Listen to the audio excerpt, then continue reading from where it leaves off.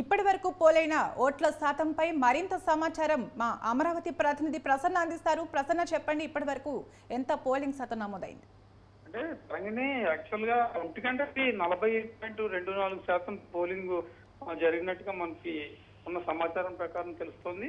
1 గంట టైంకి ఇప్పుడు 3 అయింది. ఆ తర్వాత 2 గంటలు పోలింగ్ ఉంది కాబట్టి అనధికారికంగా ఇది ఒక 12-13% ఉండొచ్చు. మొత్తానికి ఒక 54-55 లోపు పోలింగ్ శాతం నమోదైనట్టుగా మనకున్న ప్రాథమిక సమాచారం ప్రకారం అర్థమవుతుంది. ఎందుకంటే టైం ఆల్రెడీ 3 అవుతుంది. ఇంకా 3 గంటలు మాత్రమే పోలింగ్ మిగిలి ఉంది.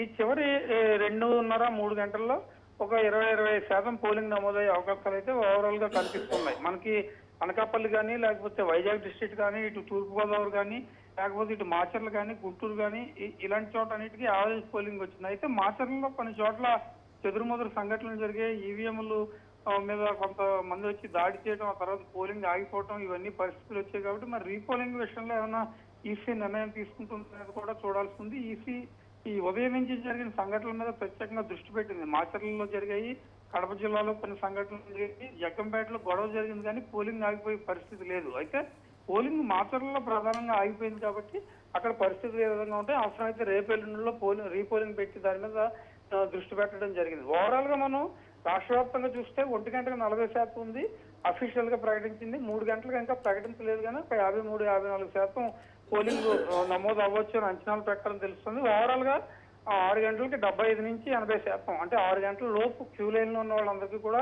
పూర్తి స్థాయిలో అవకాశం ఇస్తారు. 6 దాటితే ఇంకా క్యూ లైన్ లోకి రావడానికి ఉండదు, గేట్లు కూడా వేసేస్తారు. 6 లోపు ఎవరైతే ఉన్నారో వాళ్ళందరికీ కూడా ఓటు వేసుకునే అవకాశం ఉంటుంది. ఓవరాల్ గా ఒక 75-85% మధ్యలో లాస్ట్ టైం ఎన్నికల్లో జరిగినట్టుగానే అదే పరిస్థితి ఉండే అవకాశం అయితే ప్రస్తుతం మనకి కనిపిస్తూ ఉంది Tarangini. Okay right, thank you Prasanna.